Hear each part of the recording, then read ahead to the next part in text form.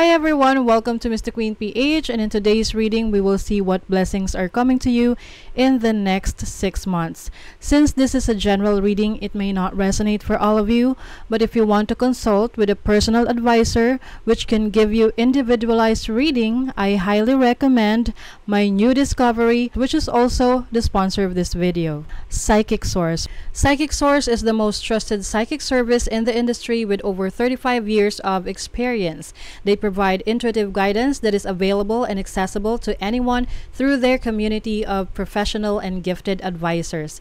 You can connect with them at your most comfortable way, whether it's through a phone call, video chat, or text chat. What I like about them is they are committed to hope, healing, and empowerment. And on top of that, they back their service with a no-risk guarantee and donate 1% of the purchases to charity at no extra cost. I recently had a reading with an advisor from Psychic Source. Her name is Venus, and I asked her a lot of questions about my career, my kids, and even my love life.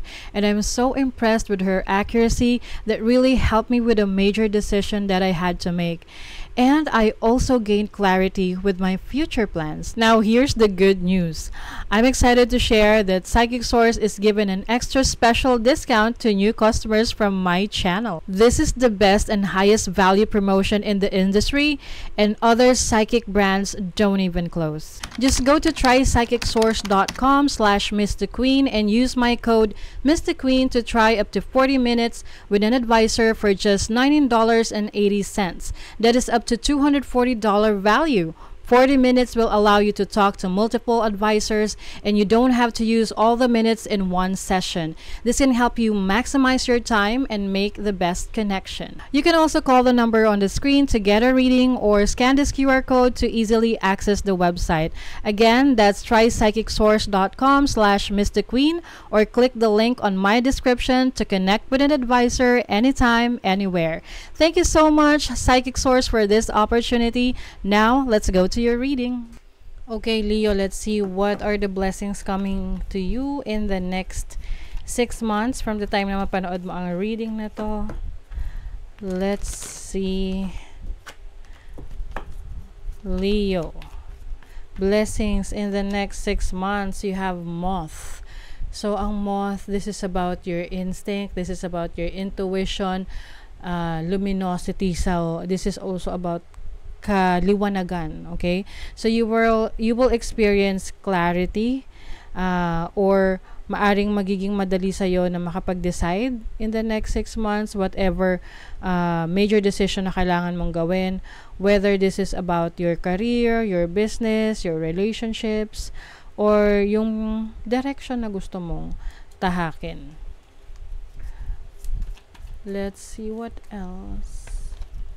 You have Thunderbolt. Oh, wow. So, in the next 6 months, meron kang eureka moment, no? So, when you say eureka moment, parang ano siya, yung bright idea, no?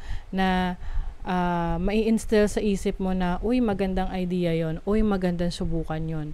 So, maaring ito ay idea sa business, idea sa bagong source of income, or pwede rin tong idea sa kinakaharap mong problema, no? Kung ano yung solusyon na dapat mong gawin. Oo.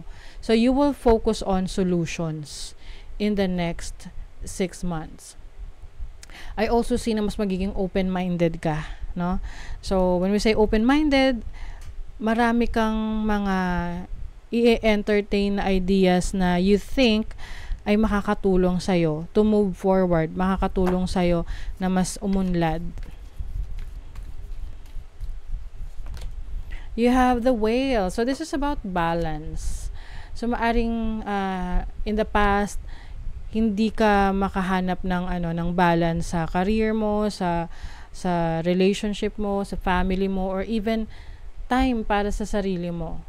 So, in the next 6 months, you will be able to bring harmony in your life. You will be able to have this a certain connection within yourself. Maaring iba sa inyo, this is about your spiritual path. Maaring you will be practicing a form of divination, na kung saan nakakatulong yun sa'yo para ma-center mo yung sarili mo at maging kalmado kahit na may mga challenges. Okay? Napaka-importante kasi nakalmado tayo kapag may problema or challenge kasi dun tayo nakakapag-isip agad ng solusyon. 'Di ba? Kaysa sa nagpapanik tayo. So this is one of your blessing to be calm and collected, and having this harmonious energy within you na nagbibigay ng balance sa buhay mo. Okay, let's see what else, Leo. Blessings in the next 6 months. Okay. You have the Magician. Ay, ang ganda nito as a blessing. This is about power. This is about skills in taking action. So, maaring in the next 6 months, you will step into your power. So, ibig sabihin yan, you are realizing your worth. Nare-realize mo kung ano yung kakayanan mo, yung mga talento mo, yung skills mo, and you're going to use the tools that you have. Oo. Yung knowledge mo, kung ano yung bagay na meron ka na pwede mong gamitin para mapaunlad mo ang iyong sarili. You also have the Emperor. Wow. So this is about being in control of the situation. So some of you, you will bring order into your life. I think ang isa rin sa blessing sa'yo is magkakaroon ka ng disiplina sa sarili mo. Actually, isa yan sa pinakamahirap na i-instill sa sarili natin yung disiplina. Kasi once you are able to have this self-control, you are going to be very, very powerful. Okay? So, I think you are practicing self-control and also structure sa buhay mo, na meron kang plano para sa mga gagawin mo sa mga susunod pang taon, and tinitrain mo yung sarili mo na maging strong, no? To handle any circumstances. Wow, you also have the Justice card. So, Justice is about balance na naman, no? So, for some of you, you will experience work-life balance na hindi ka mababagnot, may ganun bang word? Mababagnot or mabubugnot? Ano ba? Hindi ka mabubugnot. So, kumbaga, for you, you know how to make your time worthwhile. Kumbaga ma-enjoy mo yung life mo in the next 6 months. You will experience balance and harmony, and you will be able to express yourself really well. You also have the Hanged Man. I think in the next 6 months, you will also find time para sa sarili mo na alam mo kung kailan dapat tumigil, alam mo rin kung kailan dapat magpahinga. Okay? This is about self-reflection and having the new perspective sa buhay. So, magkakaroon ka ng bagong pananaw sa buhay kung paano mo may experience yung happiness, yung contentment. Oo. Kasi nasa perspective and mindset din yan eh. For example, ang isang tao can have the things na kailangan niya, pero hindi pa rin siya masaya, 'di ba? Pwede namang merong isang tao na hindi man niya nakukuha lahat ng gusto niya, pero masaya siya kasi meron siyang certain fulfillment sa ibang bagay, no? So it's about your perspective in life. The choice is clear for you now. Follow the wisdom and truth you feel in your heart. Oh. 'Di ba? Ito yung sinasabi ko sa inyo, making decisions, your instinct on point siya na madali sa yung makapili. Ang hirap kaya na ikaw ay indecisive at gulong-gulo, 'di ba? Now, you know what you want, you know what you need, and you will go after what you want. Let go of convention and follow your own unique path. Wow. So in the next 6 months, hindi mo hahayaan na makontrol ka ng iba kasi ikaw ang in control ng buhay mo. Susundin mo kung ano yung gusto mo, kung saan ka magiging masaya, kung saan ka magkakaroon ng kapayapaan ng isip. Hindi mo kailangang i-please ang ibang tao. Your intuition is correct. Oh my God, puro intuition to sa inyo, Leo. Your intuition is correct. Follow your inner wisdom without fail.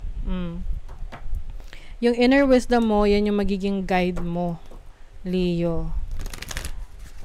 Papunta sa iyong goal, papunta sa path na kung saan you will experience fulfillment.